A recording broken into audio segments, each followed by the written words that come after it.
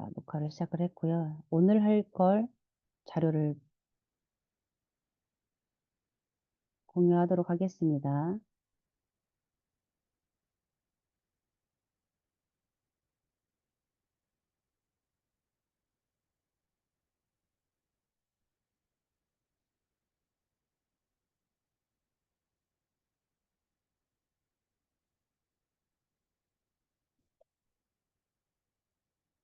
혹시 자료가 공유가 됐을까 싶네요.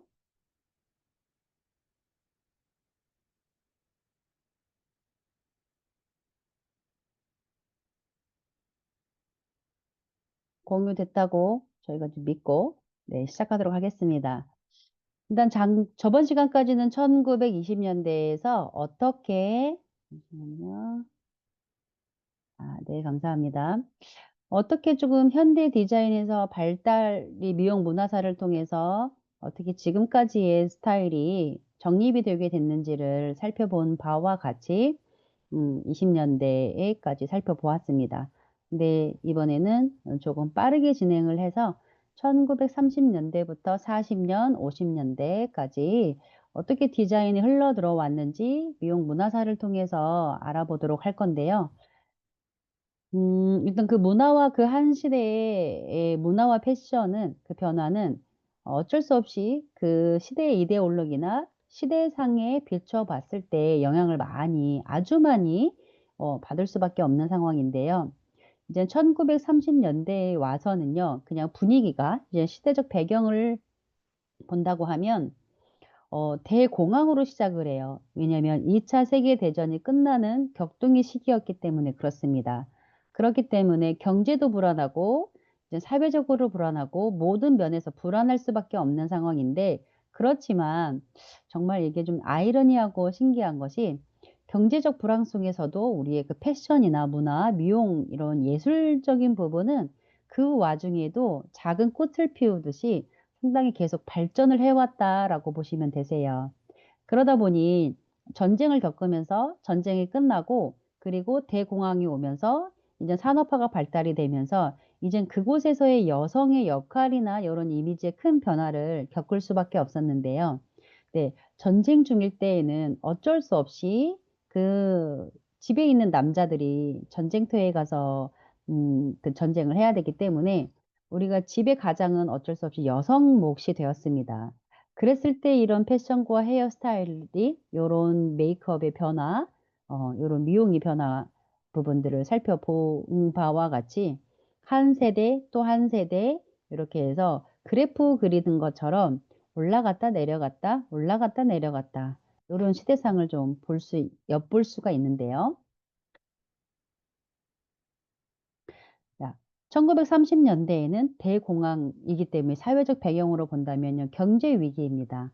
일단은 뭐 뉴욕 주식 시장의 대폭락뿐만 아니고 제2차 세계 대전이 이제 끝나가는 이런 시점에서 일단은 경제 위기가 와서요, 전 세계 경영에 영향을 미쳤죠.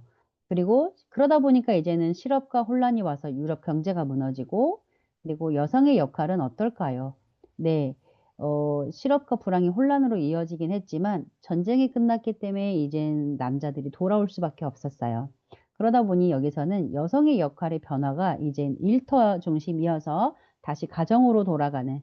그래서 이 1930년대부터 어떤 게 나왔냐면 현모양처. 네. 그 여성들이 집에서 그 남자를 이게 가장을 서포트하고 일단 그렇게 내실을 좀 다지는 그래서 다시 이런 산업으로 나와 있는 가장 역할을 했던 이런 여성들을 집으로 돌려보내는 가정으로 돌려보내는 이런 기운들이 일어나면서 또다시 1930년대에는 여성다움의 요구가 그런 태도가 생겨났다라고 보시면 되세요. 그리고 이렇게 대공황이 오고 주식이 폭락이 되면서 세계적으로 경제의 흐름이 그 마이너스의 기류를 띈다고 하더라도 일단 우리 그 영화 산업 그러니까 이제 문화의 산업들 있죠? 네, 문화를 이끌어가는 이런 산업들은 황금기를 맞이하게 됩니다. 네. 발전은 발전을 하면 할수록 그런 문화적인 발전은 그냥 요렇게 추락하는 일 없이 경제와는 다르게 추락하는 일 없이 요렇게 서서히, 서서히, 서서히 네 어떤 변화를 겪고 발전을 하게 된다라는 거죠. 그랬을 때 영화 산업의 이제 황금기를 통해서 인제는 요렇게 인기 스타들이 생기게 되는데요. 일단은 이렇게 그때는 어땠까요? 주식 전 세계적으로 공황이 오면서 되게 빈곤한 실제 생활과 다르게 영화에서는 실질적으로 저도 좀 그런 것 같습니다. 이렇게 우리와 똑같은 서민 생활을 주제로 한 드라마보다는 제가 드라마를 본다면 왜 저와 다른 삶을 사는 요런 사람들의 그런 삶을 들여다보는 걸 좋아하는 것 같아요. 네. 그래서 특별히 내가 모르는 내가 사는 나의 평범한 삶의 문화를 겪는 것보다는 그래도 어 또 다른 전혀 내가 경험해 보지 못한 삶을 사는 요런 주제로 드라마가 나오는 거를 조금 더 재밌게 봤던 기억들이 있는 것 같아요. 그러기 때문에 내가 현실에서 주어져 있는 이런 삶보다는 내가 이상을 꿈꾸는 그런 현실 세계 그 이상의 세계에 나오는 영화들이 나올 때 곽강을 받았다라는 거죠. 그러다 보니까 어려운 현실에서 조금이나마 영화를 볼 때 나를 왜 저희 영화나 이렇게 드라마를 볼 때 어때요? 아주 멋진 남자 주인공이 있으면 그 여자 주인공은 바로 내가 되는 것처럼 그렇게 해서 감정이입이 되는 거죠. 그것처럼 영화를 통해서 지금 내가 힘든 그런 현실을 벗어나자. 그리고 그때 볼 때만큼은 행복한 내가 마치 주인공에 서 있는 나인 것처럼 요런 부분들이다 보니까 영화 산업이 되게 황금기를 맞이하지 않았을까 싶은데요. 네. 그래서 인기 스타들 뭐 그레타 가르보랄지 그다음에 징글 로저스 요런 사람들. 그래서 그레타 가르보 같은 경우 저희가 친근한 게 뭐냐면 네 시대별 메이크업에서도 그레타 가르보를 표현을 하는 요런 시험이 있죠. 네. 인기 스타들을 통해서 어 위안을 삼았다. 그리고 산업 발전을 통해서 영화 산업은요. 기성복과 화장품 산업의 발달을 가져오게 됐어요. 왜냐면 우리 지금도 마찬가지죠. 네. 뭐 급하게 생각나는 것은 작년에 장원영 씨, 장원영 메이크업이어 가지고 우리 꼰대 세대들이 볼 때에는 여기 눈 바로 밑에 광대 위에 이게 뭔가 이렇게 붉은 색깔의 치크를 통해서 이렇게 아름다움을 좀 표현하는데 그 치크라고 하는 규정되어 있는 네. 그곳 이상으로 들어가다 보니 어 그 문화에 익숙하지 않은 저희들이 볼 때는 '어 저건 어떤 메이크업이지?'라는 생각이 들 정도로 그렇기 때문에 지금 여기에서도 마찬가지로 우리가 브라운관을 통해서 보거나 아니면 어떠한 매체를 통해서 봤던 인기 스타들을 네 동경하면서 동경하는 모습이 바로 그게 문화가 예술로 그 예술이 내 스스로에게 복직사적 배경이 될 수밖에 없는데 이 영화 산업이 발달함에 따르면서 기성복이나 화장품 산업이 발달을 덩달아 갖고 왔다라는 거죠. 그래서 나온 것이 여기서는 인제 예술사조가 초현실주의 예술의 영향을 많이 받았는데요. 네. 이제 전쟁을 끝나기도 하고 대공황 상태였기 때문에 지금 뭔가 되게 '혼란스럽다.'라는 주제를 보시면 될 것 같아요. 혼란스럽다라기보다는 그러니까 뭔가 규정되어 있는 것들을 뭔가 하기보다는 어찌 보면 네 초현실주의 모더니즘은 네 비현실적인 부분을 가져다가 예술로 승화한 그러니까 내가 현실에서는 그렇게 뭔가 실현되지 않은 부분들을 가져다가 예술로서 승화를 시킨 그게 바로 초현실주의 예술인데요. 이 초현실주의 예술은 인제는 꿈과 환상, 상상력을 무의식 속에 있는 것들을 표현을 해냈다. 그러다 보니까 의식적으로 볼 때는 이해가 될 수 없는 그리고 예술 기법이나 이런 것들은 자동 기술법, 위치 전환법이어서 오브제를 통해서 덕지덕지 뭔가를 의상에다가 붙여 놓고 데코레이션 했다. 그러다 보니까 결국에는 초현실주의 예술의 영향은 뭐냐면 "사물에 대한 고정관념을 버리게 했습니다."거든요. 그 예술 기법들을 사용했던 게 위치 전환법이라고 해서 사물을 말 말 말 형상을 한 어떤 동물적인 형상이랑 그런 사물을 원래 있던 곳에 배치를 하는 것이 아니고 어 되게 색 되게 색다른 곳에 배치를 해 두는 요런 부분들. 이게 바로 예술 기법 중에 현대적 초현실주의 디자인이라고 보시면 되세요. 그러다 보니까 이런 전쟁도 끝났고 또 그리고 인제 꿈과 환상의 상상력이나 무의식적으로 요런 부분들이 또 됐는데 또 머지않아 제2차 세계 대전이 시작이 됐고요. 와 지금 이 문화사를 통해서 그 세계 대전 이런 전쟁에 대한 이야기들, 이슈들, 이벤트를 많이 접하다 보니까 요즘에 지금 저희가 관심은 없지만 눈앞에 벌어지고 있는 상황들하고 너무 흡사한 것 같아요. 네. 아무래도 그러다 보니까 되게 혼란스러운 시점. 네. 그런데 요런 초현실주의 예술의 영향이 이제 패션에도 영향을 미쳤다라는 건데 이 패션에 많은 영향을 주었던 게 바로 살바도르 달리라고 하는 패션계에서 많은 교류를 갖게 됐는데요. 지금 현재 보면 되게 아방가르드하고 되게 조금 비현실적인 요런 모습들을 예술로 승화시켰다. 그게 초현실주의 예술의 영향으로 패션에도 많은 어떤 변화점을 주게 됐다라는 거죠. 그리고 1930 년대 산업과 기술의 발전은 나날이 이제 얘가 이제 농촌 사회에서 이제 도시화로 바뀌면서 서서히 1900 년도 현대에 들어와서는 어때요? 대량 생산이랄지 어떤 그 공장에 대한 이슈랄지 그리고 어떤 그 제품 뭐 어떤 상품화시키거나 요런 부분들에서 계속 뭐 도시화 네. 그래서 그때는 공장에 나오는 연기를 통해서 굴뚝에 품어져 나오는 부분들 있죠? 품어져 나오는 요런 부분들이 그림을 볼 때 보면은 연기가 자욱하게 엄청 큰 굴뚝에 연기가 많이 나오는 수록 우리는 잘 사는 그래서 그런 그림들을 좀 많이 그렸던 것 같아요. 그래서 그런 사회들이 농촌에서 이제 도시화 이제 왜 이제 2차 세계 1차 세계대전, 2차 세계대전을 통해서 이제는 어디 영국이나 요런 프랑스, 유럽에 있던 문화 중심적인 부분이나 경제 부분들이 이제 미국으로 넘어오는 요런 시대가 1930 년대부터 시작이 본격적으로 됐던 거죠. 그러다 보니까 이젠 여기는 이 대량 생산됐던 것들을 소매로 떼다가 파는 이렇게 해서 백화점이나 이렇게 해서 급격하게 성장하다 보니까 소매업 제국이 성립이 되었다라는 점. 그리고 생산 라인 기술이 이젠 그 중공업에서 이제 의복 제조로 중공업이라고 하는 것은 어떤 건축재 요런 부분들의 것들이면 일단 의복 제조업으로 이제 이게 산업이나 기술이 조금 많이 바뀌었고 그리고 그 라인으로 인해서 대량 의복의 대량 생산이 시작이 됐다라는 거죠. 그리고 1936 년에는 일단 M이 아니고 MBC라고 하는 정규 텔레비전 방송이 시작되면서요. 이젠 영상의 시대가 열리기 시작이 됩니다. 일단 텔레비전 매체가 시작이 됐다라는 것은 그 매체를 통해서 접할 수 있는 교류된 정보들이 상당히 많다라는 거죠. 지금의 우리가 유튜브를 통해서 다양한 정보를 그냥 손 하나만 까딱하게 되면 그 정보를 얻을 수 있는 그래서 도서관에 가서 책을 봐 가지고 그 정보를 얻을 수 있는 시대는 이미 지났잖아요.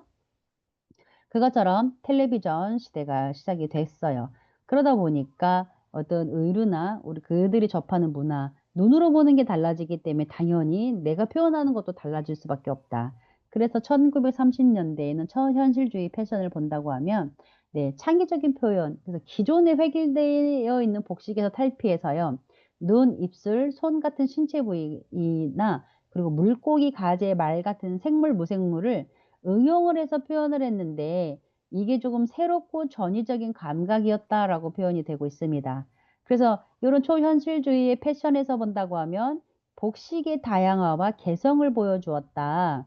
네, 라고 보시면 되는데 결국에는 내 의상에 이 뭔가 이렇게 동물의 모양을 그려 넣는다거나 네 요런 내 신체의 구조를 통해서 어떤 이렇게 입체적인 동물의 입체적인 부분을 뽐내거나 요런 부분들도 의외로 다양한 개성을 보여주는 전위적인 이런 감각으로 새롭게 좀 표현을 했다라는 거죠. 네. 어떤 초현실주의 디자이너로서는 뭐 마르셀 로샤가 좀 대표적이고요. 요런 패션들이 이곳에 그러다 보니까 이제는 거기 전쟁을 겪고 대공황을 겪는 사람들의 어떤 심리적인 정형화되지 않고 질서가 없는 무질서인 혼란한 요런 상태를 표현하는 게 그 패션의 초현실주의로 상당히 이루어졌을 것 같습니다. 그래서 이 초현실주의 이제 디자이너 중에는 엘자 스키아팔레리 이 디자이너는요. 일단 저기 강조되는 부분들은 어깨 라인을 엄청 강조를 하고요. 그다음에 넓은 어깨선을 강조를 했어요. 네. 저희가 또 워낙에 좋아하는 어깨에 패드 좀 많이 들어간 어깨선을 상당히 좋아하는데 그런 적용을 해 가지고 얘를 오브제를 사용을 해 가지고요. 덕지덕지 뭔가를 붙여요. 그 그 시대상에 나와 있는 것들을 그거를 우리가 복식에 적용시킨 것을 엘자 스키아팔리라고 이야기하는데요. 그다음에 세퍼레이트 도입이라고 하는 것은 얘는 뭐냐면 세퍼레이트 코디네이션이라 하면은 이렇게 그동안에는 이렇게 원피스형 위아래가 상의하고 위에 하의가 이렇게 붙어 있어서 있는 원피스형들을 그동안 많았다면 지금은 세퍼레이트는 이렇게 독립을 했어요. 그러다 보니까 상의하고 하의를 각자 이렇게 세퍼레이트 코디네이션을 발표를 했다라는 거죠. 그다음에 마르셀 로샤라는 것은 초현실주의 디자이너인데요. 네. 어깨가 넓은 아우어글라스 실루엣이나 드레스 장안 이렇게 써 있는데 아우어글라스는 아까 그 좀 전에 표현했던 디자이너는요. 엘자 스키아파렐리는요. 그냥 이렇게 넓은 어깨선을 강조를 했다면 마르셀 로샤 이 디자이너는요. 네. 아우어글라스는 그러니까 위에도 실루엣의 드레스 위에도 뽕이 있고 그다음에 아래도 뭔가 볼륨이 있는 요런 그런데 얘가 제2차 세계 대전 직후에 뉴 룩이 선구자가 되면서 이 룩이 그래도 되게 현대적인 그런 패션으로 그 시대에 각광을 받았던 패션으로 디자인이 됐다라는 거죠. 그다음에 리본 튤을 사용을 해 가지고요. 네. 일단 튤은 뭐냐면 면, 인조 섬유를 기계 편직으로 그물처럼 이렇게 만들어요. 그래서 얘를 모자나 드레스로 얘를 장식용 레이스를 만들어서 거기다가 이렇게 표현을 했다라는 거죠. 그런데 이 마르셀 로샤 디자이너 같은 경우는 사교계의 문화에 그 어떤 그 사교계 그러니까 파리에는 어떤 그 파티 문화 네 그런 이렇게 파티를 즐기는 요런 사교계 문화에 이 야외에 나온 8 명의 여성들에게 똑같은 드레스를 같이 입혀서 그것을 이렇게 규정을 지어서 디자인으로 해서 만들어 내요. 그런 부분들 때문에 더욱 유명해져서 되게 그러니까 한 벌 한 벌이 아니고 똑같은 것을 8 명을 다 입혀서 단체로 그렇게 해 가지고 좀 눈에 띄었던 이게 좀 계기가 돼 가지고 유명해진 패션이라고 보시면 되는데 아까 마르셀 로샤의 스타일을 본다고 하면 일단 색깔을 상당히 다채로운 색깔을 사용을 했고요. 리본이나 튤을 능석하게 그러니까 레이스 리본 요런 여성성이 있는 것들을 좀 사용을 많이 했고 아까 아우어글라스 실루엣은 어깨가 넓은 실루엣인데 이 드레스를 창안을 했고요. 그다음에 파격적인 발표 아까 했듯이 좀 전에 이야기했던 사교계에서 저렇게 놀라게 해서 동일한 거를 그러다 보니까 시선을 집중하게 만들었었던 어떤 좀 임팩트 있는 요런 스타일로 정리가 됐던 거죠. 자 그다음에 소개할 것은 롱 앤 슬림 스타일이거든요. 네. 우리가 지금 패션이나 요런 부분들을 뷰티 문화 디자인에 상당히 많이 소개를 하는 이유가 이 패션의 스타일에 따라서 메이크업과 그다음에 헤어 스타일링은 그리고 거기서 장신구 요런 부분들 향상품들은 당연히 달라질 수밖에 없는 상황들이다 보니 조금 더 짚어 드리는 겁니다. 그래서 아까 그 디자이너들이 1930 년도에 있었던 초현실주의 요 유명한 디자인들이 롱 앤 슬림이어 가지고 그동안 비활동적이었던 요런 음 그 스타일이었 그전에는 전쟁에 여성들이 전쟁으로 인해서 나가서 일을 해야 되기 때문에 되게 1920 년대에는 쪼끔 심플하고 활동이 좀 쉬웠던 요런 좀 그런 작업복에 해당되는 요런 부분들을 많이 스타일을 고집을 했다면 1930 년도에는 남자들이 돌아오기 때문에 "여성을 집으로 보내자."라는 요런 부분이 되니까 우아한 여성미, 비활동적인 우아한 스타일이 중시가 되었고요. 그다음에 허리선은 당연히 자연스럽게 그리고 허리 라인은 고대로지만 스커트의 길이가 길어졌으면 그다음에 실루엣이 조금 더 길어졌어요. 점차 활동을 하게 되면 실루엣은 짧아질 수밖에 없는 거고 그다음에 실루엣이 길어지면 길어질수록 뭐다? 활동력이 좀 적겠다. 이렇게 그래서 롱 길고 좀 슬림한 스타일이 좀 인기가 있었고요. 그다음에 요 복식을 세분화하게 되면 이젠 이때부터는 좀 뭐야 사교계의 문화 뭐 20 년대에도 물랑루즈나 요런 게 춤을 추는 어떤 이런 힘든 나의 그동안 삶의 고난을 춤을 통해서 음악을 통해서나 요렇게 스트레스를 풀 수 있는 어떠한 문화들이 많이 발달되기 시작을 했다고 했죠.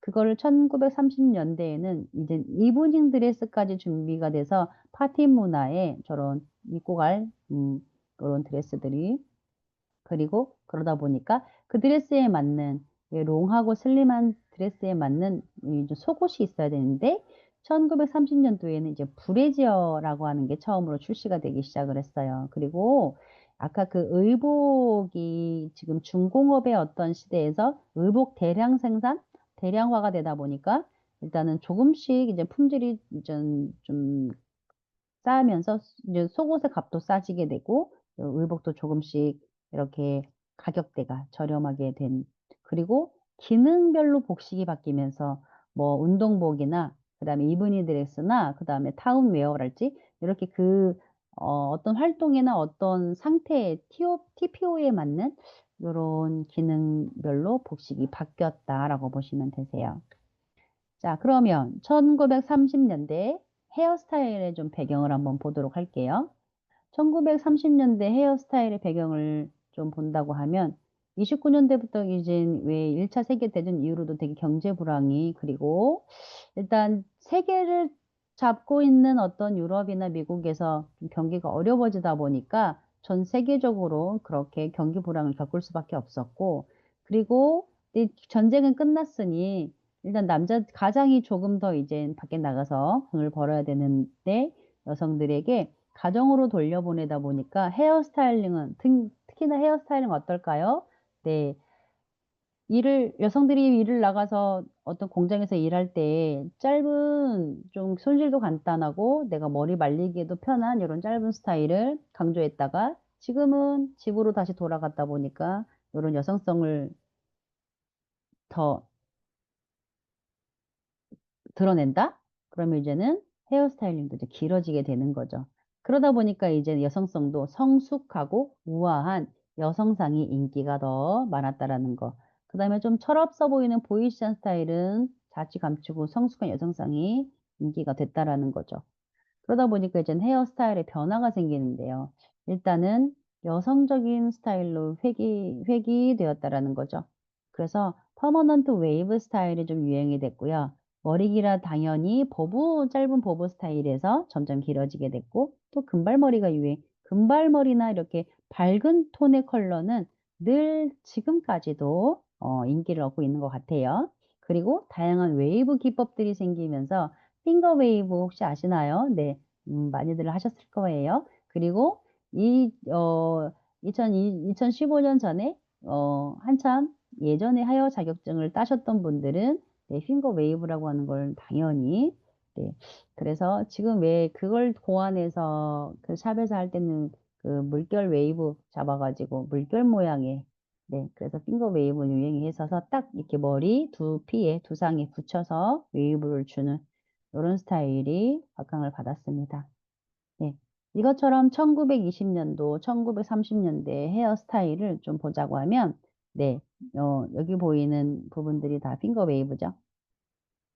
음, 전 개인적으로 핑거웨이브 헤어스타일링 되게 멋있는 것 같아요. 그리고 우리 그 경성 뷰티 디자인일 때 1920년대, 30년대 저희 나라도 마찬가지로 네, 저 서양인들이 우리나라에 왔을 때 저런 핑거웨이브 상당히 많이 유행이었던 걸 고스란히 하게 됐죠.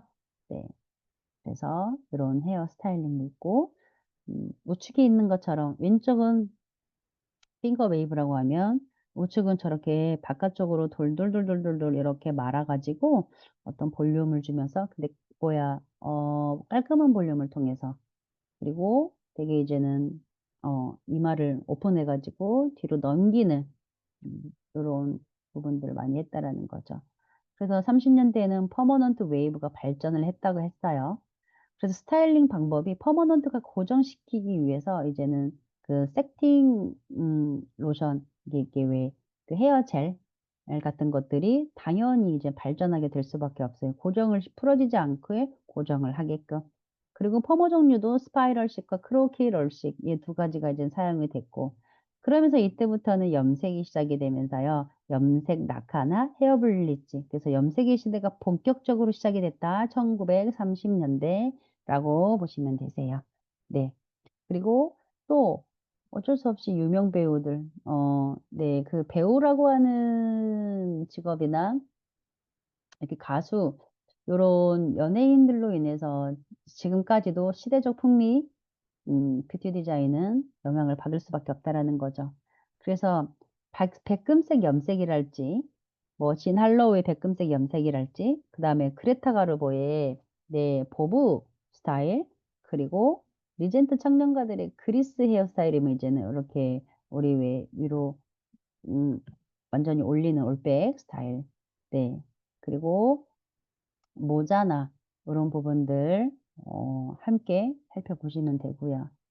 네. 1930 년대에 그러면 저희가 헤어스타일과 복식을 봤다면 이제 메이크업의 변화를 본다면요. 이제 광고들 는 그 기업들이 이 조금씩 대량 생산을 하고 고런 대량 생산을 물건을 많이 만들다 보니까 어때요? 많이 팔려야 되겠죠. 그러다 보니까 광고를 할 수밖에 없어요. "우리 제품이 이렇게 좋습니다."라고. 그래서 이걸 잡지에 실리고 그다음에 광고를 이제는 계속 그리고 조금씩 이제는 그 텔레비전이라고 하는 매체가 늘어나면서 광고의 수가 상당히 늘어났고 여기는 "광고의 전성세대가 열렸다."라고 해도 과언이 아니고요. 그다음에 향수 파우더 33 년도에는 네 라벤더 향을 첨가한 파우더가 출시한 연도여서요. 네 우리가 이렇게 화장을 하게 되면 이 파우더 향을 통해서 그 화장의 지속력 그리고 백옥 같은 피부를 만들기 위한 요런 파우더가 향수가 섞인 것들이 나오게 되기 시작을 한 거죠. 그러니까 하나 기본이 되면 그다음 게 하나가 얹어지고 또 하나가 얹어지고 요런 느낌인 거죠.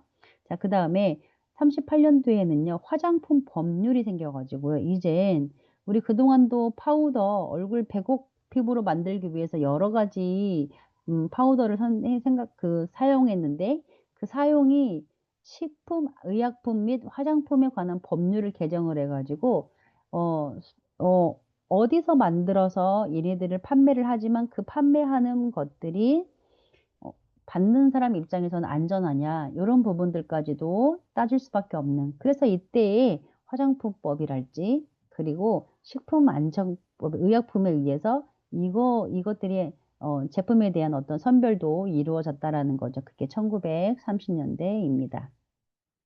그리고 유명인들을 그 스타들을 따라할 수밖에 없는데 특히나 요렇게 메이크업의 특징들을 본다고 하면 그레타 가르보처럼요. 여기는 음 원래 지금 그 현대 디자인부터는 저희도 근데 사실 이 눈썹 자체가 아치형을 그리거나 둥글게 그리다가 제가 언제지?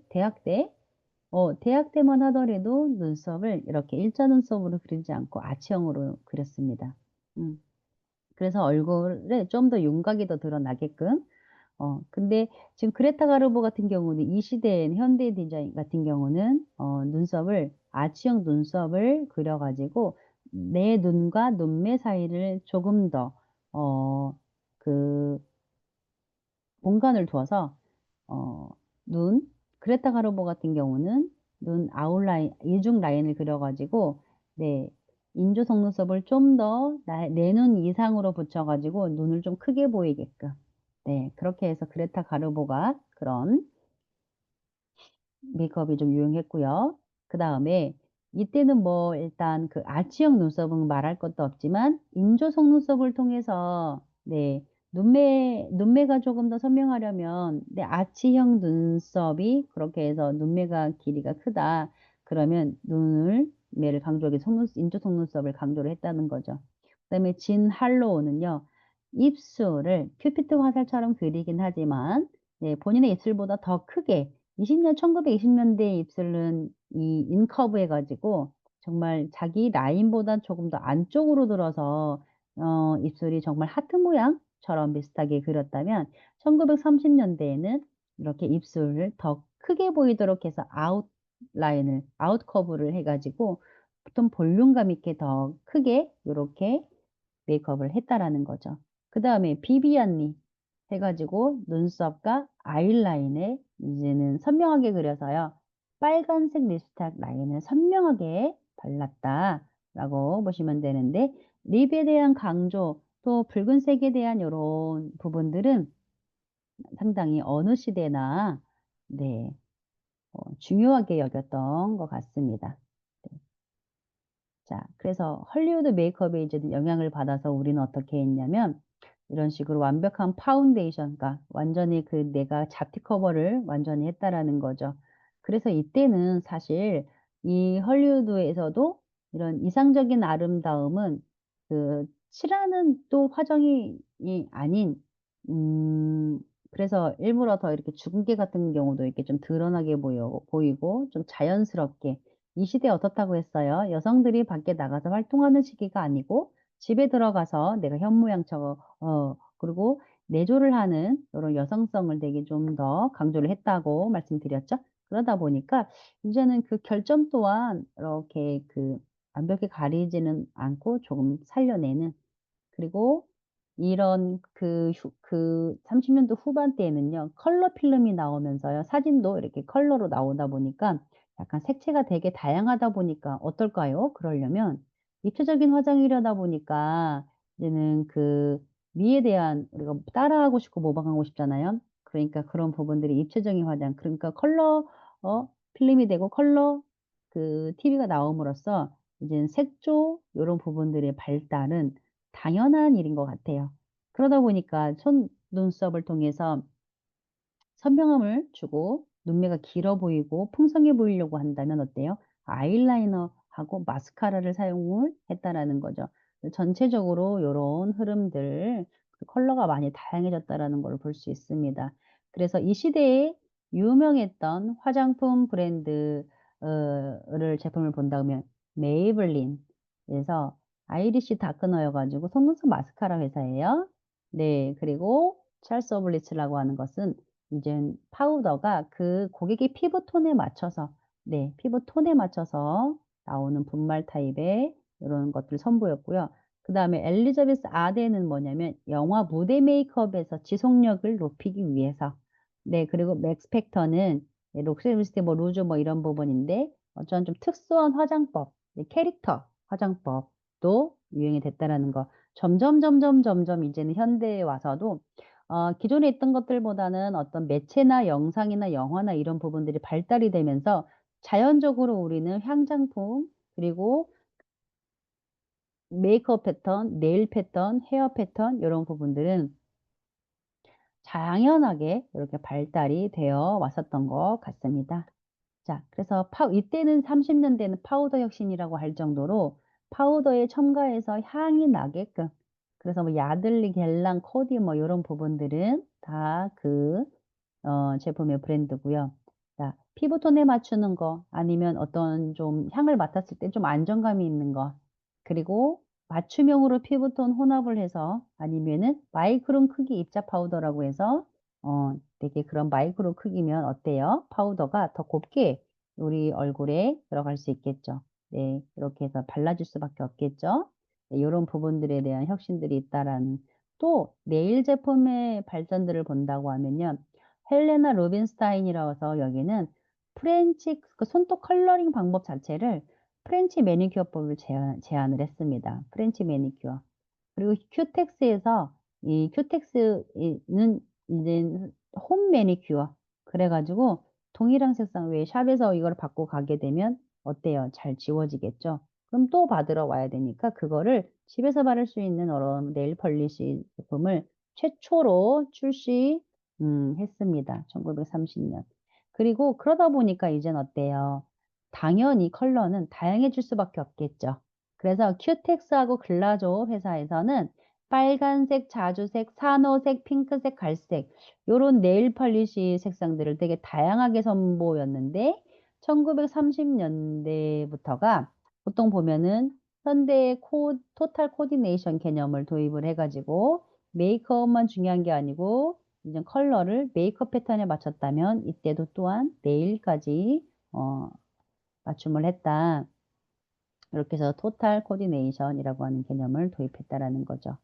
그다음에 그러면 이제 30 년대 뷰티 산업의 의의를 다시 한번 본다고 하면 일단은 법적 규제, 네, 식약청, 그리고 토탈 코디네이터 가지고 핸드백 색상 그리고 네일 팔리시 색상, 이때부터 요런 개념들이 토탈 코디네이터 개념이 도입이 됐는데 우리 보통은 이렇게 이야기를 하시잖아요. 헤어 분야, 우리가 인제 뷰티 디자인에서 헤어 분야보다는 네일 파트가 조금 이렇게 어 뭐 이렇게 "역사가 깊지 않다." 뭐 이런 얘기를 제가 들었던 것 같아요. 그런데 자 보세요. 그렇지 않죠. 물론 이렇게 대중화되는 데까지는 시간이 걸렸겠지만 네, 1930 년대부터도 벌써 이제 네일 팔리시 색상에 맞춰서 토탈 코디를 했다라는 겁니다. 그래서 이렇게 현재 토탈 뷰티 코디네이션은 1930년 현대에서 들어올 때부터도 이렇게 그 사회의 시대상으로 발달을 했다라는 거죠. 그래서 지속적인 영향을 좀 미쳤어요. 이렇게 해서 그런 부분들을 토탈 코디네이터 이런 개념들이 현대적으로도 상당히 많은 지속적인 영향을 미쳤다라고 보시면 되세요. 자, 1940 년대 패션과 문화의 변화를 한번 보면요. 1930 년대에는 지속적으로 어떤 화장품 법까지 개발돼 가지고 발전을 하게 됐는데요.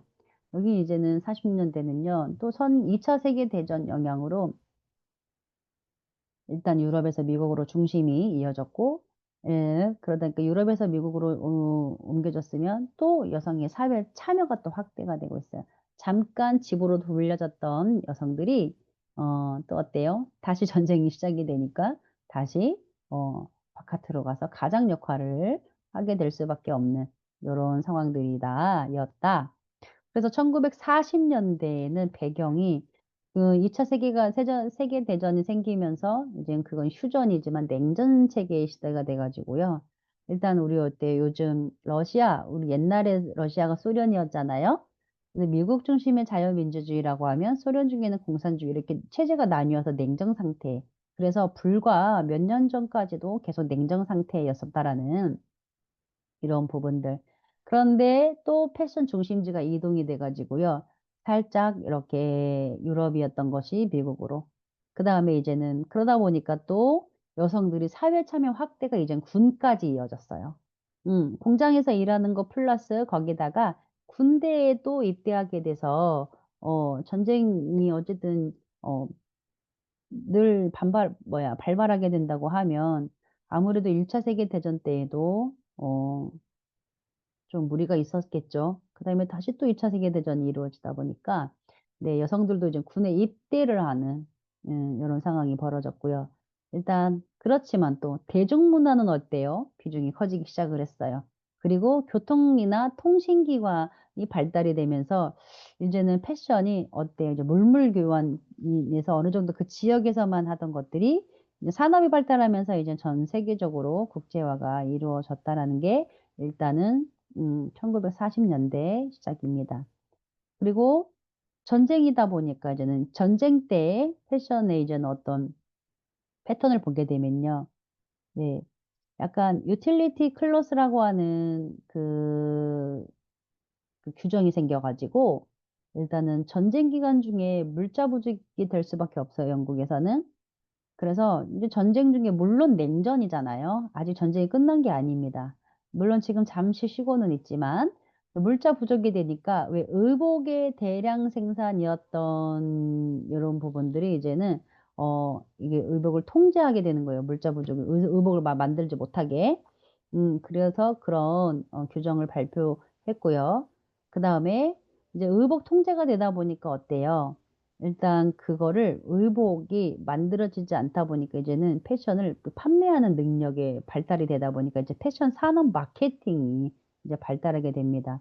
그래서 이거 되게 음 상당히 이 모든 것이 균형을 잡 결국에는 균형이라고 느껴지는 게 뭐냐면 어느 한 부분을 낮추기 위해 통제를 하게 되면 어느 한 부분이 올라가고 이 올라간 부분 때문에 다시 뭔가가 내려가게 되면 또 어느 한 부분은 또 올라가고 이게 점차 그래프처럼 균형을 잃어가는 게 바로 네 그게 시대상인 것 같아요. 그리고 그러다 보니까 또 이제 섬유 산업이나 이런 부분들이 발달을 밖에 공장화가 되다 보니까 기성복의 품질도 향상이 됐는데 기성복이 그러니까 이게 뭐야 미싱으로나 이렇게 기계화로 하는 것들이 많아지다 보니까 이제 어떤 정형화된 이런 기성복들이 있었는데 그런 기성복의 품질도 향상이 됐다라는 거죠. 그러면서 나일론 예 되게 강한 찢기지도 않고 하는 이 나일론 등장으로 복식 발전의 새로운 가능성이 열렸습니다. 자, 그래서 대중문화와 패션을 본다고 하면 일단은 영화의 영향력을 보면 현실 도피처로서 영화가 큰 각광을 받게 되고요. 그다음에 헐리우드 스타들이 이제는 계속 모델로 등장을 하고 어때요? 대중문화가 발달했다라는 것은 집집마다 그 대중문화를 어 접할 수 있는 어떤 매체들이 상당히 대중화됐다라고 보시면 되고 여기에서는 이제는 계속 냉전 중이었으니까 냉전 중이니까 저희 나라처럼 늘 이제는 서로의 이제는 군역이나 군인들은 계속 배치를 해야 되고 늘 언제 다시 터질지 모르는 준비를 해야 되니까 네 군에 대한 군 경력은 상당히 어 축소시키지 않고 계속 뭔가 탄탄하게 해야 된다라는 거죠. 그렇기 때문에 군인들이 이제는 집을 군인들을 계속 발굴할 수밖에 없었다. 이제는 이 군인들이 좋아하는 여배우 사진을 이렇게 어디 자기 일하는 곳이나 본인들이 어떤 있는 곳 공간에다가 이렇게 꽂아 놓고 그렇게 해서 좋아하는 여배우상들을 딱 꽂아 놓은 거예요. 그걸 우리는 핀업 걸이라고 하는데 자기가 좋아하는 여배우들 브라운관에 나오는 여배우들에 대한 어떤 사진이나 이런 것들을 핀으로 꽂아. 그러기 위해서 그거를 핀업 걸이라고 하는데 의외로 핀업 걸로 인해서 약간 상품화시키는 요런 부분들이 상당히 매출이나 요런 부분에 도움이 많이 됐다라는 거. 그리고 미디어의 발달로 고통이나 통신이 이제는 계속 급속하게 발달되다 보니까 잡지 및 TV 보급화가 되면서 이제는 서로 다른 나라의 것들도 볼 수 있다라는 거죠. 그래서 대중문화 패션을 본다고 하면 지금 밑에 나와 있는 그때 당시에 핀업 걸이어 가지고 뭐 리타 헤이워드, 베티 그레이블 요런 여배우들이 입었던 그리고 머리를 장식을 했던 요런 부분들이 이제는 핀업 걸 산업이 되면서 이런 배우들을 통해서 헐리우드 스타가 나오는 거고 영화의 영향력 그리고 미디어 발달로 인해서 대중문화가 저렇게 굳혀졌다라고 보면 되는데 역시나 40 년대에도 예술 사조의 변화를 본다고 하면 30 년대 어땠어요? 예술 사조가 초현실주의. 그런데 그와 비슷하게 전혀 다른 예술 사조로 바뀌는 게 아니고 조금 더 발전한 형태가 변한 그래서 40 년대 초기에도 30 년대 등장한 초현실주의가 계속 발달을 하기 시작을 했습니다. 그 대표적인 작가로서는 일단 앙드레 마송, 살바도르 달리, 막스 에른스트라고 하는 요런 이 자유연상법이라고 하는 것 내가 상상으로 연상을 했던 것을 그대로 표현하는 네 요런 배경으로 활동화돼서 어떤 규제가 없이 그다음에 추상 표현주의라고 이걸 이야기하는데 내가 이 작가의 직관적인 이런 표현의 행위를 그대로 표현하다 보니까 이게 바로 예술로 승화한 그래서 초현실주의가 점차 추상 표현주의로 발전이 되었다. 라고 보실 수 있고요. 그다음에 그러니까 냉전 상태이다 보니까 여성들이 군대도 가고 네 이제는 그 군인들의 어떤 보충을 위해서 하는 게 그러다 보니까 밀리터리 유틸리티 룩이라고 해 가지고요. 네 기능적인 스타일이 상당히 좀 대중화가 됐는데 이러다 보니까 전쟁으로 인해서 생긴 어떤 부분들을 기능적이고 실용적인 밀리터리 룩이 세계 여성들에게 여성복을 결정하는 계기를 마련했고요. 그리고 남성적 실루엣은 그리고 이제는 냉전 상태이고 어떤 전쟁 중이다 보니까 여성들이 또 사회에 진출을 해요. 그러다 보니까 이제 점차 어때요? 그 길어졌던 스커트 이런 부분들이 좀 짧아지는 또 이제는 남성적인 스타일이 연출이 돼요, 40 년대에. 되게 재밌지 않아요? 어떤 시대는 네 여성스러운, 어떤 시대는 또 남성스러운. 그래서 의복 규제여 가지고 물자 부족 때문에 길이도 줄어들고 주름수도 제한하고 이러다 보니까 한 회사에 50 가지 스타일 이상 제한을 한다. 근데 이 50 가지 스타일 이상 제한하는 이 의복 규제는 지금도 조금 필요하지 않나 싶은 생각이 들어요. 네. 하루에 우리가 지금 한 해에만 생산하는 요런 생산량들이 그래서 그것들이 재고가 남거나 이런 부분들은 어때요? 못 사는 우리보다 조금 이렇게 음 그 도발제상국 이런 데에다가 좀 헌옷이나 이런 부분들 재고로 남는 것들이 어마어마하게 처치가 곤란할 정도로 보내진다고는 하나 네 거기에서도 워낙에 많은 물자들로 인해서 좀 처치가 좀 불가능한 어떤 좀 사회적인 어떤 문제가 되는 이런 부분들을 제가 다큐멘터리로 접한 적이 있었어요. 네 그것처럼 의복 규제는 네 자유민주주의라서 시장 경제에 맡겨야 되는 부분이긴 하나 네 워낙에 지금 다양한 의복들이 상당히 만들어지는 부분들을 본다라고 하면 좀 조금은 어떤 것들이 필요하지 않나 저는 이걸 보면서 살짝 생각을 한번 해 봤습니다. 그리고 패션 산업의 발전으로써 직물 선택이나 의류 제조 개선에 되는 경영 능력이 발달이 그러다 보니까 이걸 판매해야 되거든요. 그리고 이제는 얘네들을 제조 방법이 좀 바뀌었다 보니까 요런 개선에 대한 이러다 보니까 패션 산업도 상당히 발달할 수밖에 없었던 것이라고 보시면 되는데 자 1940 년도에 이젠 크리스찬 디올의 이제 뉴룩이 나오기 시작을 했어요. 자 이때부터 인제는 유명한 디자이너가 크리스찬 디올. 그래서 여기는 패션의 전환점을 맞이하게 됩니다. 그래 가지고 일단 그 뉴룩은 1947 년에 2 월에 파리 컬렉션에서 크리스찬 디올이 요런 새로운 룩을 음 선보이면서 패션의 전환점이 되고 크리스찬 디올 지금까지도 되게 명품으로 이어질 만한 어떤 세계적으로 패션 회사가 된 거죠. 아 그래서 이 부분들을 본다고 하면 여성미가 회복이 됐습니다. 이젠 가는 허리. 그래서 크리스찬 디올이 뭐 물론 이제는 여성들이 군대도 가고 일도 다시 하러 사회적으로 나가기도 하지만 크리스찬 디올이 이 고집했던 뉴욕은 음 여성미를 회복하지만 그 여성미 자체가 실용적으로 네 그래서 허리 날씬하게 하고 둥근 어깨 풍성하게는 들어가지만 또 롱 스커트이긴 하지만 얘가 바닥까지 너무 내려온 요런 스타일이 아니면서도 여성미를 회복할 수 있는 그러다 보니까 이젠 대중의 반응은 뭐였냐면 일단 전쟁 내에 이렇게 내핏 생활 그리고 획일적인 딱딱한 유니폼이 이제 실직을 느낄 수밖에 없잖아요.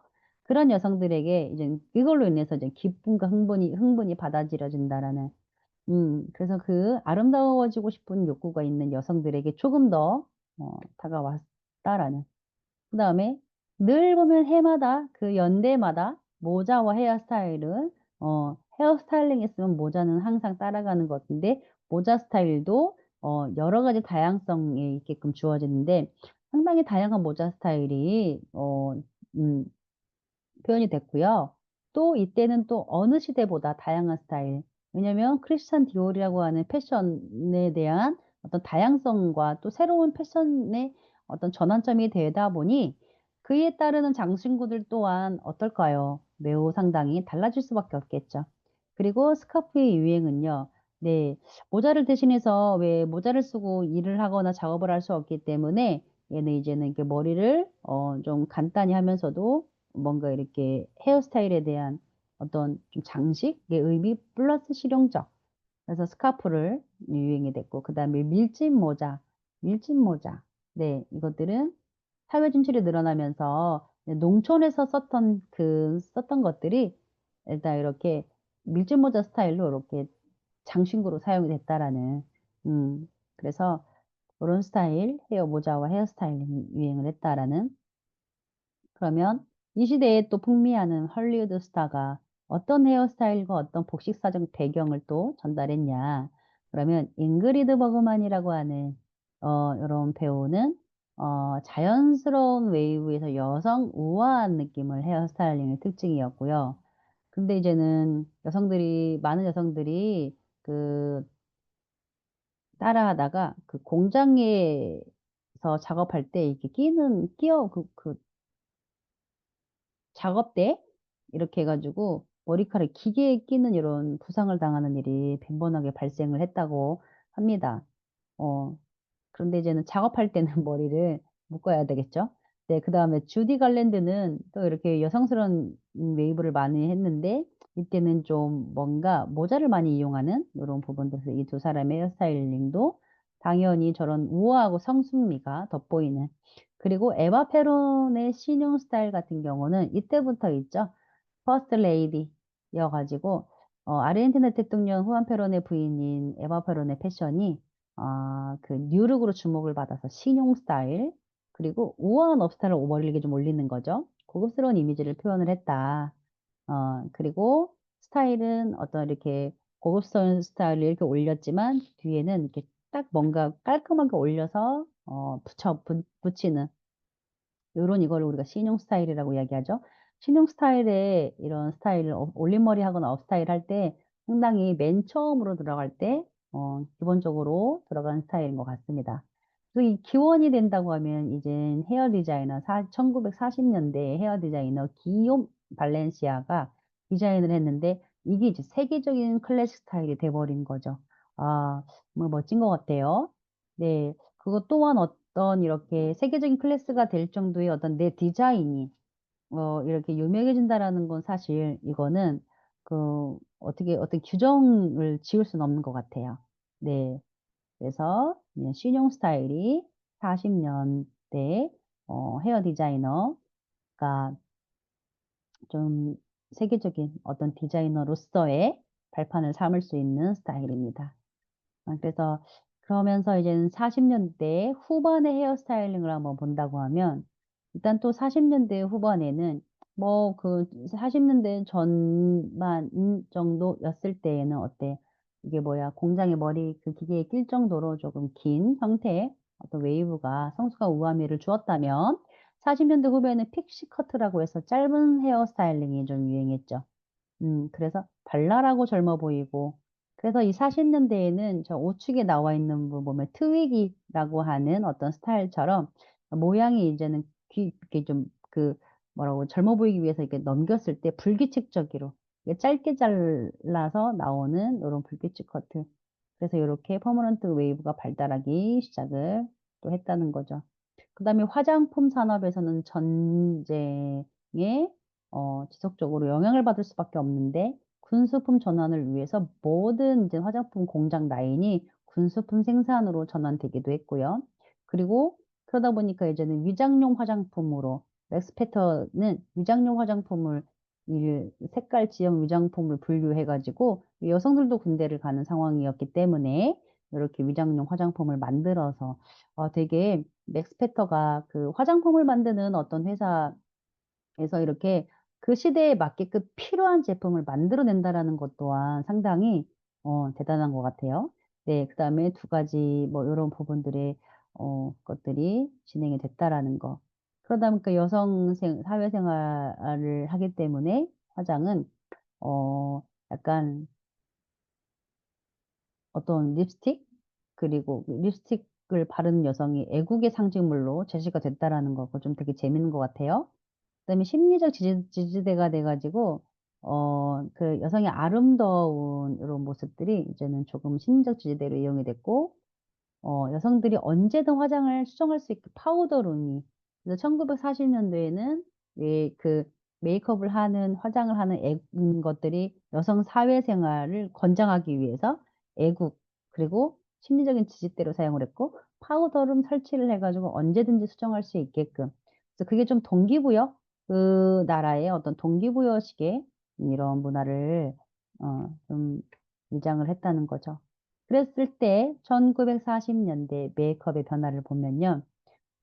네. 그 전쟁 중에 메이크업을 이기 때문에 참 대단한 것 같아요. 전쟁 중에도 메이크업을 한다는 것 자체가 독립적인 여성의 이미지를 좀 표현을 한 것이 자신의 입술보다 좀 크게 그려요. 왜냐면 그래 강인하게 보이기 위해서. 그리고 강하고 두껍게 그려진 눈썹 화장. 이 30년대까지는 아치형의 조금 어느 여성성의 곡선미를 했다면 지금 전쟁 중 메이크업의 40년대에는요. 네, 강하고 두껍게 그려진 눈썹 화장. 그리고 아이라인과 마스카라를 사용해서 조금 더 강하게 표현을 했다라는 거죠. 그 다음에 피부 화장 또한 30년대보다는 조금 더, 네, 커버력이 강하게 해서, 네, 그 파우더를 좀 덧발라가지고, 그러니까 파우더룸이 생길 정도로, 네, 수정을 하게끔, 네, 연하게, 옅게 바르게 된다고 하면 수정을 좀 많이 하지 않아도 되는데, 두텁게 발라서, 그 약간 이 40년대에는 어떤 강인함, 여성들조차도 강인함을 표현하는데 좀 일조를 했다라고 보시면 됩니다.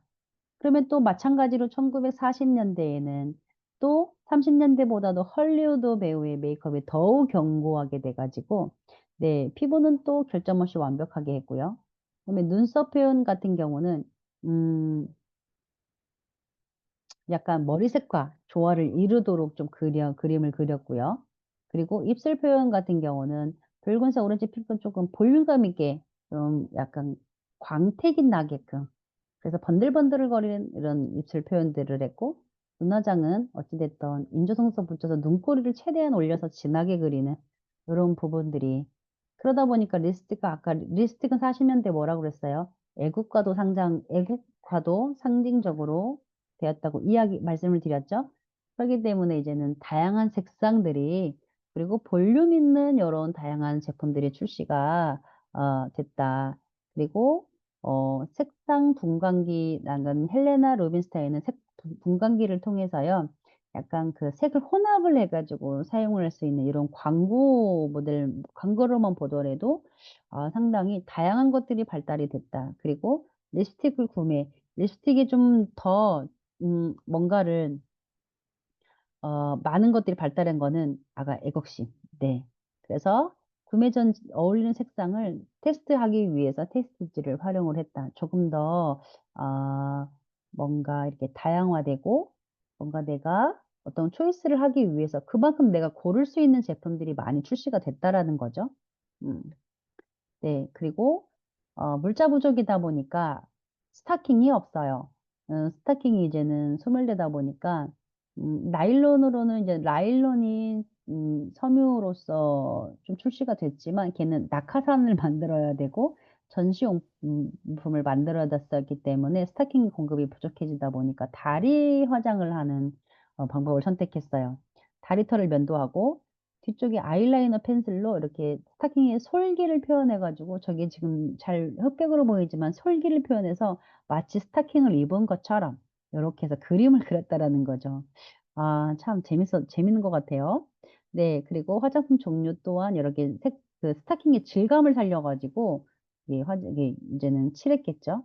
그 맨다리에다가 화장품 질감을 해서 솔기를 그린 이렇게 해서 하고 제품도 손쉽게 바를 수 있는 제품들이 출시가 됐다라는 거죠. 되게 시대적 배경으로 나오는 것들이 되게 좀 되게 어, 그 시대에는 현실이고 전쟁이었을지언정 지나고 나서 보니까 참 재밌었다.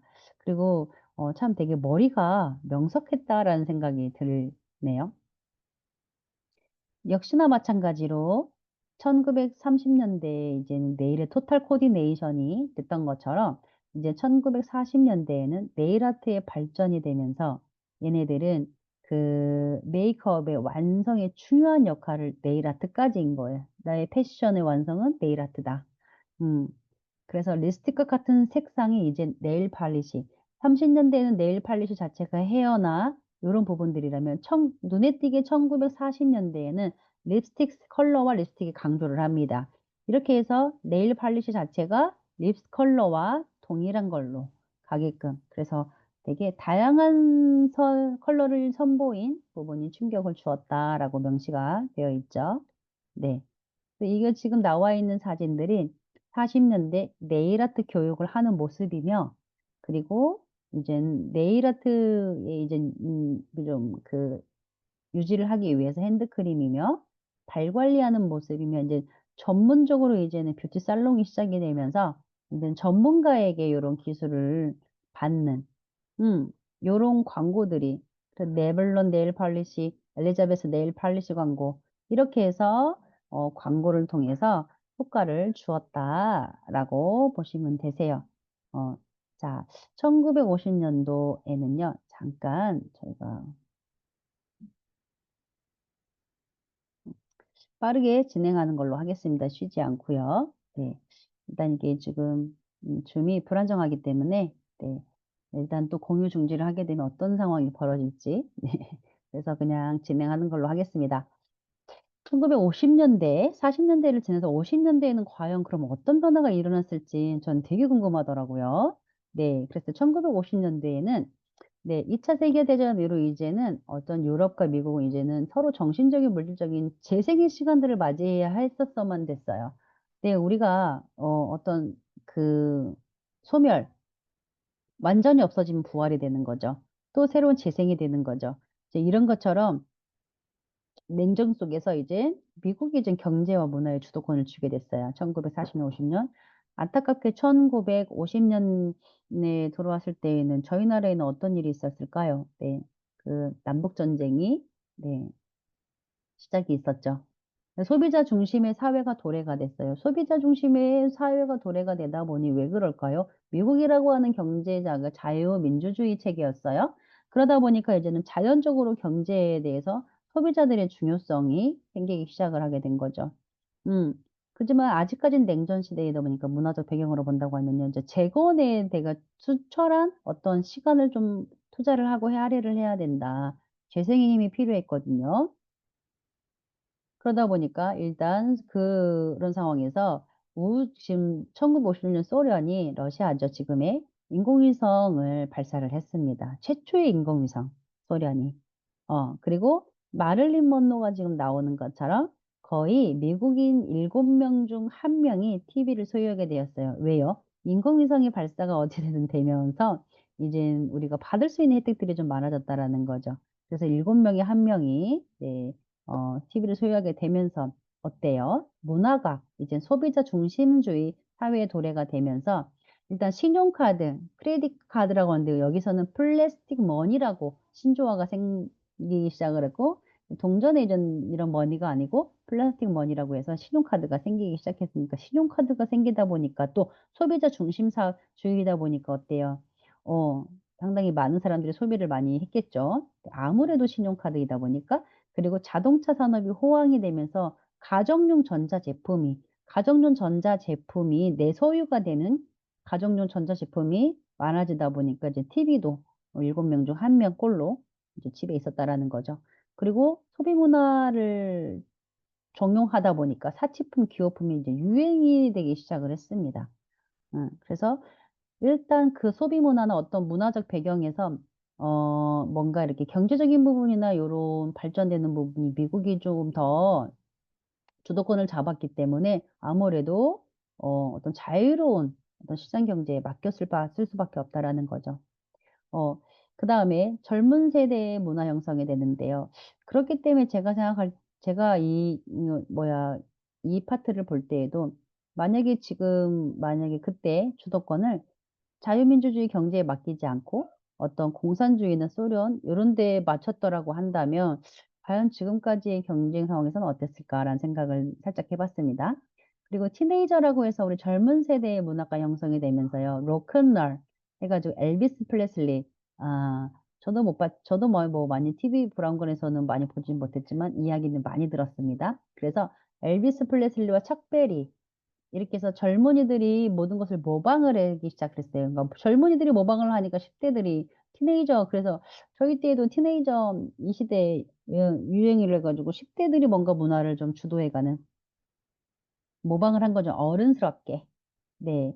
그러다 보니까 거기서 비트족이라고 하는 이제는 좀 이렇게 약간 그동안의 회귀와 엄청 냉전 중이기도 했지만 어떤 좀 억압받았던 것들이 회귀라 해서 반항하는 비트족이 생기게 되면서 재즈, 블루스, 마약, 섹스, 종교 관심을 자유롭게 추구하면서 했다라는 거죠. 지금 안타까운 일이지만 어찌 됐든 지금 성문화나 약간 마약이나 어떤 이때부터 이렇게 반항회로부터 생겨나는 어떤 요런 좀 사회적인 문화 자체가 사회적인 문제로 이슈가 되고 있다는 자체가 상당히 마음이 아픈 것 같습니다. 티네이저 문화는 네 이제는 그러다 보니까 레코드 구입이나 영화 관람에 이제 많은 돈을 지출을 했어요. 근데 영화나 레코드 산업이 이때부터는 좀 되게 이제 발전이 아니고 '발전을 촉진시켰다.' 라고 보시면 되는데, 또한 여기 또한 여성의 사회적인 역할도 변화가 되는데, 이젠 또다시 인젠 전쟁 중이다 보니까 여성 참여해서 능력을 발휘했었죠. 그런데 그 전쟁 후가 되면 또 이성적인 현모양처다운 이상적인 여성상이어서 약간 가정적이고 모성적이고 순종하는 이상형이 됐고, 여성의 목표는 좋은 남편만 감을 만나서 있는 것이 여성의 목표가 궁극적인 목표로 여겨졌어요. 그러다 보니까 어때요? 좋은 남편감을 만나려면 선택되어져야 되는 거죠. 선택되어지려고 하다 보니까 여성들의 모습은 어때요? 네, 아무래도 남성에게 잘 보이기 위해 패션 메이크업이 가장 이렇게 가치를 높이는 중요한 수단이 되었다. 이때부터 1950 년대부터 우리가 좋은 남성감을 만나서 우리는 현모양처 내실을 다지고 이제 내조를 하는 요런 시대적인 팽배함이 생기기 시작했던 것 같습니다. 네. 그러다 보니까 이때 이제는 이 복지사적 배경을 본다고 하면 이 1950 년대에는 알파벳 라인이어 가지고 얘네들은 좀 그 크리스찬 디올이 이제는 50 년대에도 좀 다양한 라인들을 되게 많이 발표를 했어요. 뉴욕 텐트 라인, 아워글라스 라인, H 라인, A 라인, Y 튤립 라인, 수많은 실루엣들을 변경하면서 등장시켰다라는 거죠. 그러니까 허리를 강조한 하이 웨스트, 그래서 하이 웨스트지만 이 하이 웨스트가 높냐, 그리고 밑으로 낮추는 로우 웨스트, 그리고 자유롭게 완전히 이제는 선을 해방시켜 버린 슈미즈 드레스 형태, 요런 형태들을 다양하게 여기 우리 크리스찬이 네 디오리가 그런 부분들을 놨다 주었다 했던 거죠. 네, 그렇게 해서 발달이 돼서 지금까지도 어떤 복실적인 배경으로 이어져 왔다라는 게 특징입니다.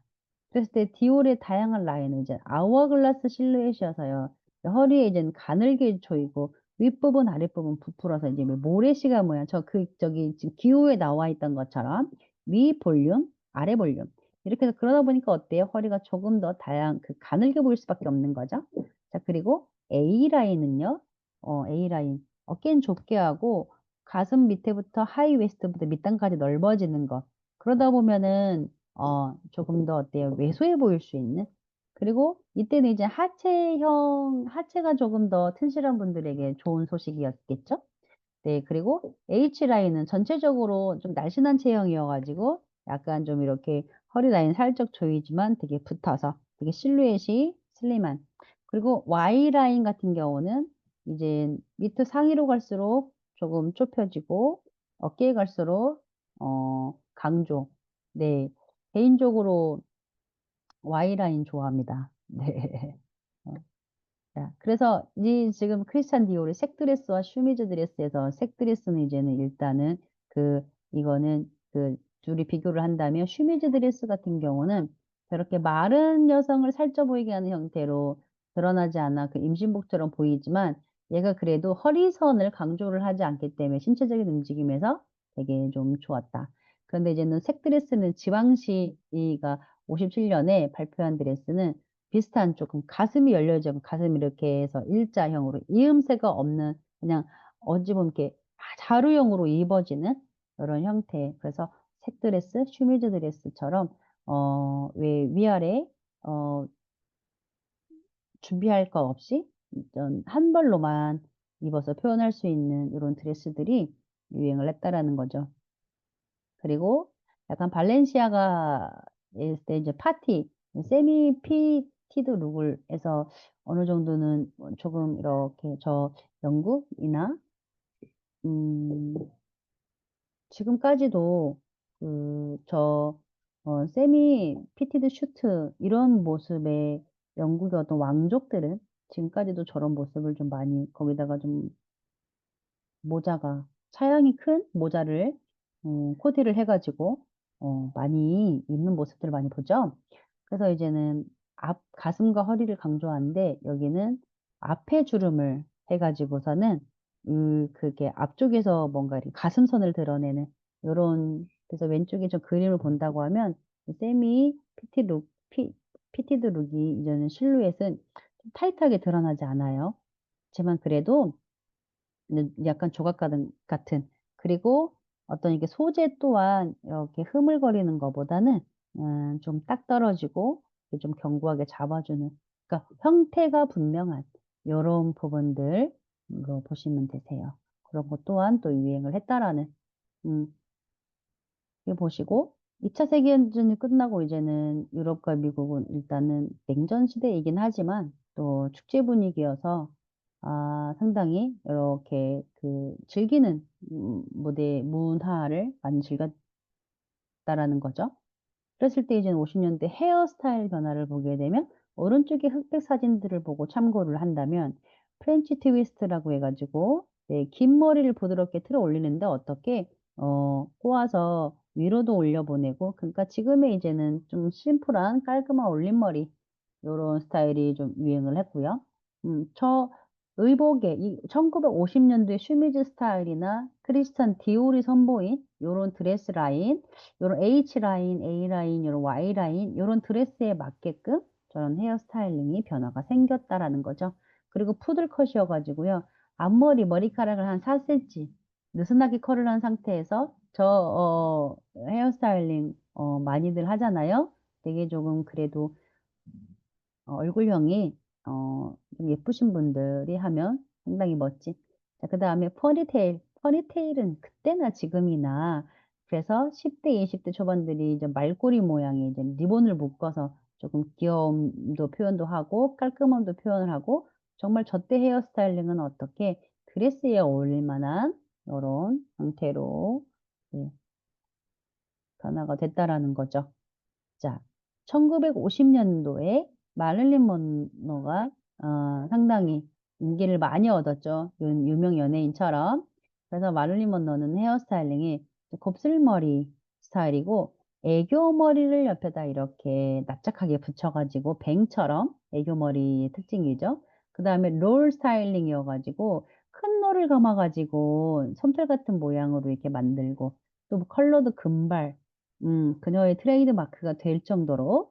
그리고 모자와 베일을 쓰는데 어때요? 여기 마릴린 먼로는 그 베일도 여성 우아하고 낭만적인 여성미도 표현했지만, 네, 여기 코 옆에 점, 또 붉은 립스틱, 그리고 금발 모양의, 또 그리고 정말 풍성한 웨이브가 있는 요런 부분들이 마릴린 먼로라고 생각을 하면 딱 표현이 되겠죠?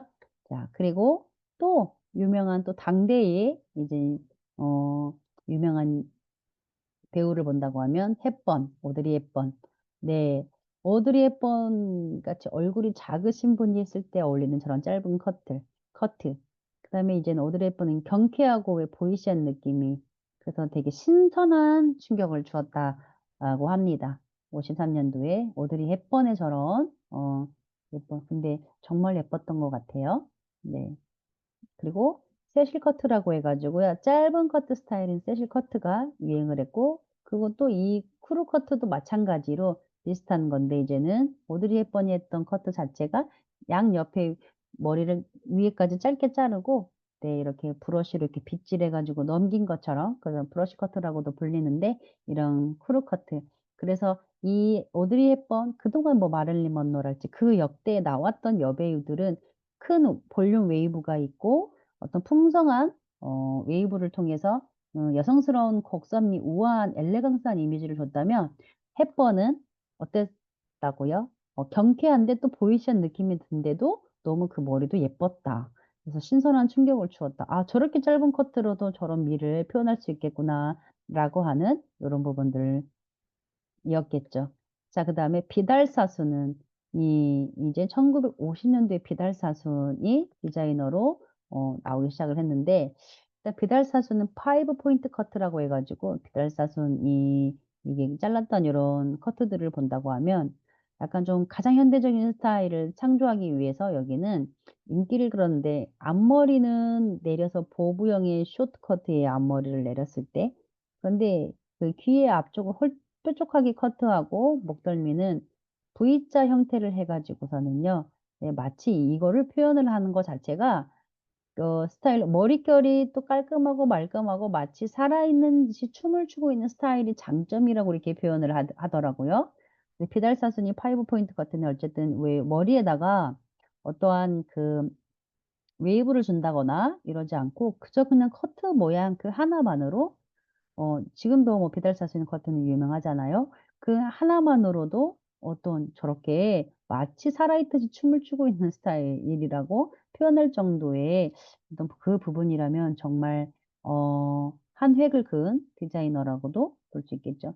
자, 그다음에 머리가 좀 짧아졌고 오드리 헵번 통해서 좀 짧은 커트들, 요런 커트들이 유행이 됐다 보니까 일단은 어때요? 내가 짧은데 여성미를 또 줘야 되기 위해서 요렇게 큰 이어링 스타일이 유행이 돼서 저 때는 또 되게 짧은 머리 밑으로 흐르는 그 좀 이어링. 그래서 이어링 스타일이 되게 유행을 했고, 또한 그 짧은 머리를 통해서 챙이 넓은 모자 스타일도 유행을 했다라는 거죠. 어디 가나 모자는 역대에도 본다고 하면 모자는 뗄래야 뗄 수 없는 어떤 스타일의 필수품 중에 하나인 것 같습니다. 그랬을 때 50년대 모자 스타일을 본다고 하면 필박스, 베레모, 스카프, 깃털 장식 모자, 되게 다양한 것들이 이렇게 유행을 했다라고 보시면 되시고요. 오른쪽 이제는 그 화장품 산업도 당연히 발전을 할 수밖에 없는 게 어때요? TV의 브라운관을 통해서 광고가 나오기 시작을 하고 잡지를 통해서 그 컬러 잡지가 나오기 시작하면서 이제 우리는 들여다볼 수밖에 없습니다, 소비자들이. 그럼 소비자들이 어떤 구입을 많이 한다라고 하면 그거는 유명해질 수밖에 없기 때문에 이제 화장품이나 산업이나 요런 모든 요렇게 산업에서는 저렇게 광고를 많이 했습니다. 여배우들, 유명한 여배우들을 통해서. 그랬을 때 얘는 또 이 화장품 산업에서는 이때부터는 티네이저, 10 대들의 이제 어떤 등장이 되면서 조금 더 가속화됐다라는 거죠. 그리고 우수한 기능적인 제품들이 개발됐어요, 10 대에 맞는. 그렇기 때문에 이제는 화장품이 선진국으로 가게 하는 고부가 가치 산업의 육성이 됐다라는 거죠. 그래서 50년대에 우리가 메이크업하고 패션의 조화를 본다고 하면요. 네. 이제 패션과 메이크업의 색상 조화 경향이 계속 발전하게 되기 시작을 하고, 코티 광고는 뭐냐면 뭐 어떤 가을, 그 봄, 여름, 가을, 겨울, 뭐 가을 패션에 어울리는 립스틱 선택, 어떤 계절상 이제는 되게 여유가 있어진 거죠. 내가 색깔을 하나 고르는 데에도 어떤 메이크업이나 패션의 조화를 시키는 데에도 그냥 내가 하는 게 아니고 어떤 헤어 컬러에 맞춘다거나 의상 컬러에 맞춘다거나 그런 어떤 주변의 어떤 것들에게 내가 음 조화를 이룬다, 요런 부분들은 좀 여유가 생겼다라는. 그다음에 토탈 코디네이션은 어찌 됐든 간에 립스틱을 통해서 한다거나 네일 아트를 통해서 한다거나 이렇게 해서 조화롭게 어울리는 요런 부분들의 이 조화가 시작이 됐다라는 겁니다. 자, 그리고 50년대 메이크업을 특징을 본다고 하면요. 피부 표현은요, 되게 중시했는데 볼 화장은 좀 자제했다라는. 그리고 눈 화장은 폭시 아이 스타일 아이라인 이용해서 이게 좀 되게 눈꼬리를 조금 눈썹과 만나게끔 길게 그리는 그 쌍꺼풀을 강조한 아이섀도우. 그리고 입술 화장은 글로시한 질감을 통해서 볼륨감. 물론 여기도 볼륨감을 준다라고 하면은 인 커브가 맞을까요? 아웃 커브가 맞을까요?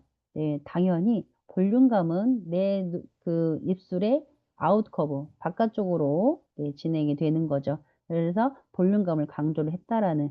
그리고 펄 메이크업 같은 경우는 펄이 함유된 다양한 제품들을 발전시키긴 했는데, 또한 의상에서도 동일하게 펄 질감이 많이 나는 의상도 함께 발달이 됐다라는 거죠. 어. 그리고 1950년도에도 영화 스타일의 메이크업을 준 영향들을 본다면 오드리 헵번 저런 스타일, 그레이브 켈리, 마릴린 먼로, 되게 어떤 뇌색적인 이미지나 이런 부분들을 치켜 올리는 아이라인, 이런 부분들은 어쨌든 마릴린 먼로는 되게 좀 붉은 계열의. 그리고 굵고 짙은 각진 눈썹 눈꼬리나 이런 오드리 헵번의 특징이고, 뭐 펄 화장품 광고를 오른쪽에 있는 사진들을 보게 된다고 하면, 네, 립스틱하고, 네, 아이섀도우 위에 그 눈두덩이까지 다 칠한 어떤 음 컬러의 그러니까 컬러가 계속 출시가 다양하게 나오다 보니까 그거를 표현했다. 어 되게 재밌는 것 같아요. 네. 그리고 기능성 화장품의 등장으로 일단 어떤 건 호르몬 크림, 에스트로겐 함유가 됐다거나, 그리고 호르몬 크림을 통해서 어떤 그 젊음을 유지하는 효과를 준다거나, 그리고 립스틱까지 확대가 이제 가능하면서 제품들이 다양화가 됐다라는 이런 기능성 화장품 등장은 그 년마다 이제 이런 시대마다 조금씩 조금씩 견고하게 다져진, 그렇기 때문에 하나씩 얹어지는 요런 양상들을 볼 수 있습니다. 그리고 네일 아트 이제는 패션에 연계될 정도로 이제 토탈 뷰티 코디네이션인데, 일단 펄을 이용해서 파스텔 색상의 립스틱과 네일 폴리시를 항상 계속 같이 광고를 했고, 일단 57년에는요, 네일 팁 사용이 현저히 늘어났어요. 네일 팁이 현저히 늘어났다라는 건 뭐예요? 손톱 길이를 연장도 하고 자유자재로 만들 수 있다라는 거죠. 그래서 당시는 포일을 이용한 아크릴릭 네일이 최초로 시행이 됐다. 그래서 연장술의 시작은 1950년도에 시작이 됐다고 해도 과언이 아닙니다. 네, 그 정도로 네일 미용 역사도 꽤나 깊다라고 보시면 되세요. 자, 그래서 50년대 광고를 통해서 보는 뷰티 디자인들을 본다고 하면, 이제는 그 팔리시 광고를 통해서, 왜 광택 있죠? 네. 그 큐텍스의 폴리시 광고를 본다고 그러면 머리에 뒤집어 썼던 이런 모자 같은 어떤 그런 광택하고 같이 이 네일 팔리시에도 했다라고 해서 이런 컬러를 좀 중시해서, 그리고 토탈 코디네이션처럼 헤어 컬러나 립 컬러, 그리고 내 메이크업의 그 섀도우 컬러, 요런 부분들과 같이 접목을 해 가지고 서로 연관성 있는, 그리고 헤어 컬러에 눈썹을 맞춘다거나 요런 부분들, 그리고 크림, 그리고 마스카라, 요런 부분들이 더욱더 어때요? 시장이 좀 커지다 보니까 대중화가 되고, 대중화를 통해서 진짜 실질적으로 이때부터는 메이크업의 어떤 그 약간 선점? 네. 요런 선점들이 하는 화장품 회사로 인해서 되게 소비자 중심의 어떤 문화가 발생이 되고, 그러다 보니까 더욱더 개발을 하게 되고 더 발달할 수밖에 없었다라고 보시면 될 것 같습니다. 자, 1930에서 1950 년대까지 지금까지 완전 세계 연대를 보았는데요. 자, 오늘은